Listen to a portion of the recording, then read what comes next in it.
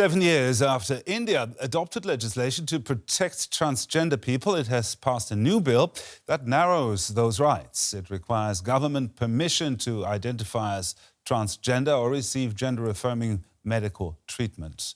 Proponents claim the legislation helps trans people, but critics warn it could further marginalise an estimated 2 million people. Our correspondent, Shalu Yadav, filed this report. We don't want this Hindutva, Brahmanical, patriarchal. India's trans community is angry. Their lives have been upended with a new law that takes away their right to self-identify and limits the definition of who is a transgender. And if you're not giving us a fighting chance, then we have to believe that you are malicious. Tan is a trans non-binary activist and identified as he or they. He says Indian government has essentially reversed the progress made on trans rights over the last decade. I attend maybe 6 calls a day of people crying, wanting to kill themselves, not knowing what to do, wanting to rush to the courts. There's a lot of fear, there's a lot of anger, there's a lot of despair, there's a lot of hurt, and there's a lot of confusion. In 2019, the Indian government passed a law that recognized self-perceived gender identity and provided a legal framework for supporting the transgender community. This act or this law has essentially stolen that from us. And if you are doing any of these gender affirmative medical procedures, the doctor who's providing you this care is legally mandated to inform the district magistrate, who is the granting authority for your transgender identity cards. Why should they know what I'm doing with my body? Do cis women have to report when they get breast augmentation surgery or vaginal rejuvenation surgery or a rhinoplasty? They don't. The new legislation maintains protection for intersex people, locally known as Kinnar, Hijra or Jogta.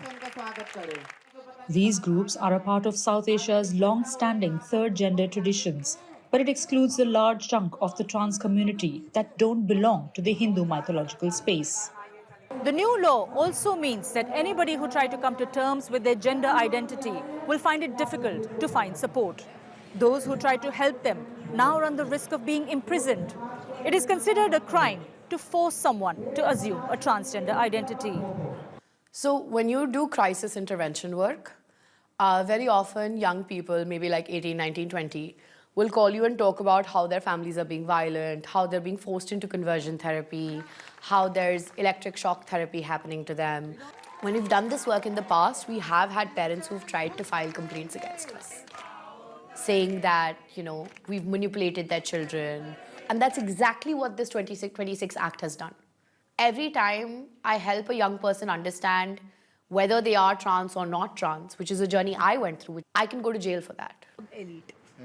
While there's fear of prosecution, it has also created a state of flux for many. Lucky managed to get his gender changed to male on some official documents, but his voting card was yet to be sorted. Abruptly enforcing a changed law, he's stuck in limbo. I now have a national ID to prove that I'm Indian, but where do I come from on India's map?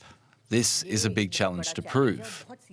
I cannot vote in my state elections as I need to be an NRC or National Register of Citizens to prove that I am from the state of Assam. My name will not be on the voting list now, and even if it is, my gender is going to be incorrect.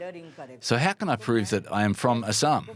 My parents say they wish to give their land to me, but if I don't have my name in NRC, I cannot inherit the land. While the government defends the law and says it makes welfare benefits more accessible to the community, rights groups have challenged its constitutionality in court. I will fight. I will fight because as marginalized peoples, we have no other option but to fight. A fighting spirit that does not flinch. Look at the lens and It knows where this ends. You can't erase us. We were always here. And you're going to have to take the act back. Today or tomorrow, it's going down. And earlier, I spoke with the LGBTQ rights activist Don Hassar about India's shift to stricter laws governing queer and trans rights. Thank you so much for having me over here. And what we are witnessing right now is not just a law being passed in one country.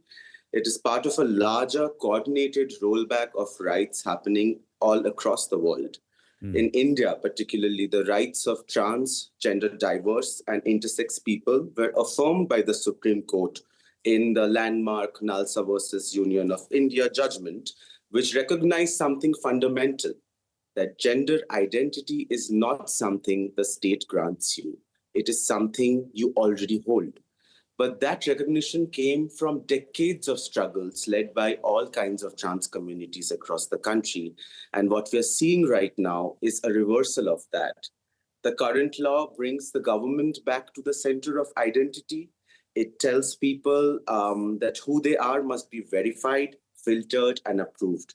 It narrows recognition. It produces a limited, sanitized version of who is allowed to exist. And those who do not fit that frame are not just excluded, they are made invisible.